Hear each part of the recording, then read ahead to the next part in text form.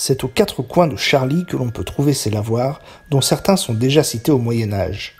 Le plus ancien d'entre eux pourrait être celui de la Conche, entre le domaine Melchior-Philibert et le château.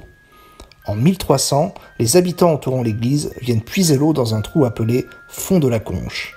Le lavoir est cité à partir de 1460, communiquant avec les communs du château. Au XIXe siècle, il sera reconstruit car il semble que les sources d'eau ne sont plus suffisantes pour alimenter tous les lavoirs.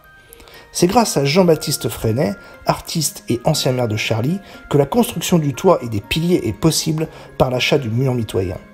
Plus au nord, route de Saint-Abdon, se trouve le lavoir de la Fontpelay, du nom des propriétaires du domaine au XIVe siècle. De cette ancienne source, il en est fait un lavoir où les habitants peuvent laver leur linge au XVIIe siècle. En 1784, un maître teinturier du nom d'Azermar et son épouse interdisent l'accès au lavoir pour rincer le linge ou abreuver les bestiaux. C'en est trop pour les habitants de Charly, justice est saisie et rendue par maître Gabriel Sivard, notaire royal à Givors. La Fontpelay est depuis un temps immémorial à l'usage de la communauté et le restera. Le toit est beaucoup plus récent, construit en 1910. Du côté de Frontigny, le lavoir du Rieux est bien connu des promeneurs. En ancien français, le Rieux désignait le ruisseau.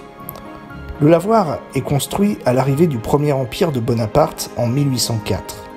Il n'y avait plus assez d'argent pour construire un toit car il fallait aussi relever toutes les croix du village abattues par les révolutionnaires. Les lavoirs étaient des lieux de convivialité, de retrouvailles et aussi de potins en tout genre. À l'arrivée de l'eau courante, à la moitié du XXe siècle, ces lavoirs furent peu à peu délaissés.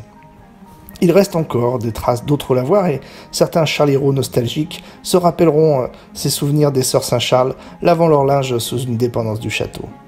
À la fin des années 80 et au début des années 90, il faut rendre hommage à des conseillers municipaux et passionnés du patrimoine qui ont nettoyé puis remis en état ces trois lavoirs dans les règles de l'art grâce à des experts et les souvenirs des anciens du village.